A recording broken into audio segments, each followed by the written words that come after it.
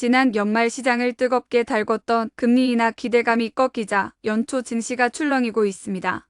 지난 4일 코스피 지수는 전날보다 0.78% 하락한 2587.06에 마감했습니다. 3일과 4일 이틀 만에 3% 가까운 하락폭을 기록한 것입니다. 이로 인해 지난달 22일 이후 6거래일 만에 지수는 2500선으로 내려앉았습니다.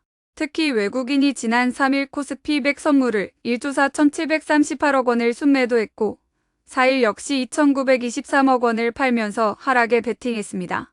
이는 최근 후퇴한 금리 인하 기대감이 증시에 반영됐다는 분석입니다. 3일 연준이 공개한 12월 FOMC 의사록에 따르면 이사들이 지난달 기준금리가 정점에 도달했고 올해부터 금리 인하를 시작할 수 있다고 밝혔지만 금리 인하가 이뤄질지에 대한 불확실성이 높다고 지적했습니다. 금리 인하에 대한 시장의 기대감도 낮아지고 있습니다. 시카고 상품거래소 패드워치에 따르면 연방기금 금리 선물 시장은 연준이 오는 3월에 금리를 인하할 가능성을 일주일 전 90%에서 70.8%로 대폭 낮아졌습니다. 한국뿐만 아니라 뉴욕 증시에서는 매그니피센트 세븐으로 불리는 대표 기술주가 나흘 연속 하락하며 시가총액 501조 원이 증발하기도 했습니다. 증권가에서는 이달 내내 증시가 지지부진한 흐름이 이어질 것으로 보고 있습니다. 지난 12월 내내 금리 인하에 의존한 상승장이 이어졌고 그 반작용으로 올해 1월 효과는 제한될 것이라는 전망이 나온 바 있습니다.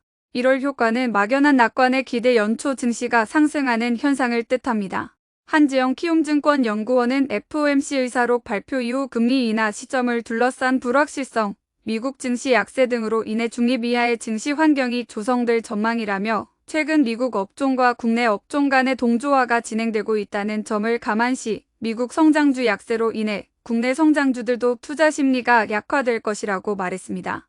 이웅찬 하익투자증권 연구원은 증시 하락을 우려하는 요인인 인플레이션, 리세션, 크레딧 리스크 모두 가능성이 높지 않아 보인다며 증시는 단기 조정의 과정을 거치고 있으며 랠리가 멈추고 난 후 새로운 자리를 잡아가는 과정에 들어선 셈이라고 말했습니다. 이어 하락과 마찬가지로 지수의 추가 상승 여지도 그리 크지 않을 것이라며 미 증시는 다시 전고점에 다다른 레벨도 밸류에이션도 부담이라고 평가했습니다. 현대이TV였습니다.